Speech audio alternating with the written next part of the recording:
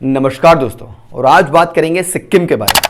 देखिए, no doubt Sikkim क्षेत्रफल की दृष्टि से भारत का दूसरा सबसे छोटा राज्य है, लेकिन क्षेत्रफल की दृष्टि से इस दूसरे सबसे छोटे राज्य ने ग्रोथ के मामले में बड़े बड़े राज्यों को पीछे छोड़ दिया।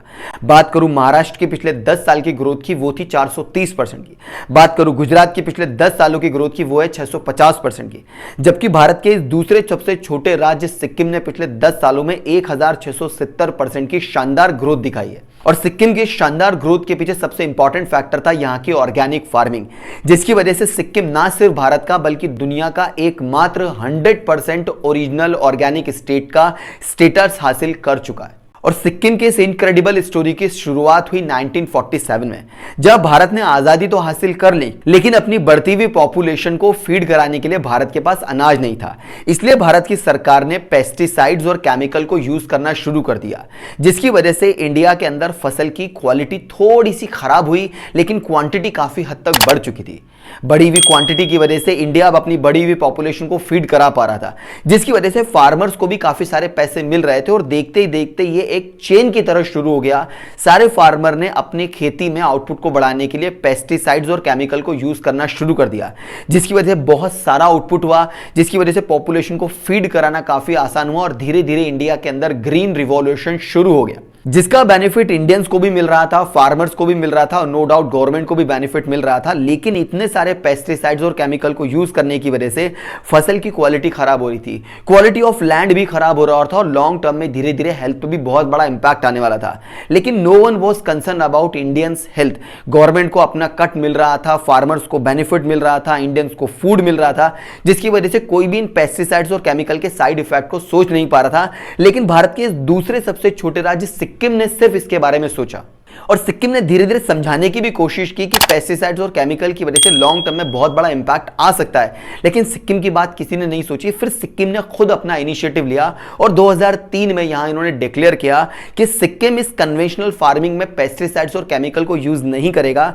सिक्किम एक ओरिजिनल ऑर्गेनिक स्टेट बनकर दिखाएगा अगले 20 सालों के अंदर। यानी कि सिक्किम ने 2003 में यह डिक्लेयर किया कि वो ओरिजिनल ऑर्गेनिक स्टेट बनने की कोशिश करेंगे आने वाले 20 साल, यानी कि 2023 तक का उन्होंने टारगेट रखा था। और इस बात के लिए गवर्नमेंट ने काफी सारे इनिशिएटिव लिए। सबसे कमाल की बात, सिक्किम के फार्मर ने भी गवर्नमेंट का भर भर के सपोर्ट किया।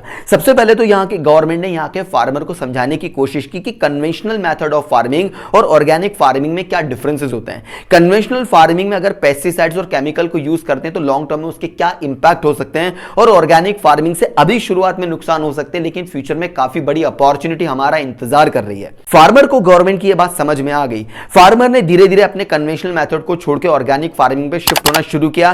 पेस्टिसाइड्स और केमिकल का यूज इन्होंने बिल्कुल बंद कर दिया। इसके बाद गवर्नमेंट ने फार्मर को ऑर्गेनिक फार्मिंग ट्रेनिंग देना शुरू किया, जिसके लिए भी फार्मर ने काफी अच्छी एजुकेशन लेना शुरू कर दिया। क्योंकि फार्मर की एजुकेशन शुरू हो चुकी थी, ऑर्गेनिक फार्मिंग शुरू हो चुकी थी, तो धीरे धीरे यहां पर ऑर्गेनिक फूड प्रोड्यूस करना शुरू कर दिया। इसके बाद गवर्नमेंट को रिक्वायरमेंट पड़ी ऑर्गेनिक लैंड सर्टिफिकेशन की, जिसकी वजह से गवर्नमेंट ने 70 करोड़ का लोन पास करा के as a gift of farmer को प्रोवाइड करा दिया, जिसकी वजह से फार्मर को फ्री ऑर्गेनिक लैंड भी मिल गया। तो इनकी प्रोडक्शन कैपेसिटी और बढ़ गई। अब प्रोडक्शन कैपेसिटी बढ़ गई, इसकी वजह से अब यहां फर्टिलाइजर्स की रिक्वायरमेंट थी।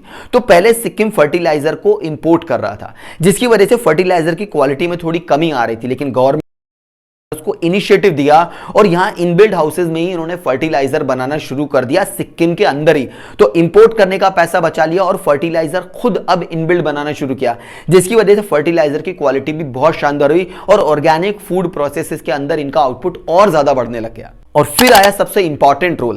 देखिए, इतनी ज्यादा ऑर्गेनिक फार्मिंग शुरू हो चुकी थी, लैंड मिल चुके थे, फर्टिलाइजर मिल चुके थे, फार्मर की ट्रेनिंग हो चुकी थी, जिसकी वजह से यहां पर काफी ज्यादा प्रोडक्शन हो चुका था। तो गवर्नमेंट ने अब इस प्रोड्यूस मटेरियल की मार्केटिंग करना शुरू किया, सेलिंग करना शुरू किया, ट्रांसपोर्टेशन शुरू करना शुरू किया, परफेक्ट प्राइसिंग बनाना शुरू किया, पैकेजिंग, लेबलिंग, हर एक चीज जो फार्मर को नहीं आती थी, यहां की गवर्नमेंट ने एक शानदार इनिशिएटिव लेते हुए, पूरी मार्केटिंग को यूज करते हुए फार्मर का पूरा सपोर्ट किया, और सिक्किम को एक ऑर्गेनिक स्टेट बनाया।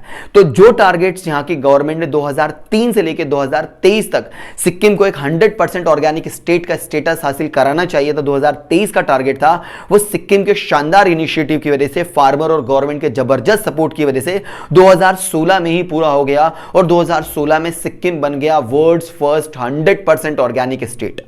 तो ये थी कहानी इंडिया के उस दूसरे छोटे राज्य की जो 100% ऑर्गेनिक स्टेट का स्टेटस हासिल कर चुका है।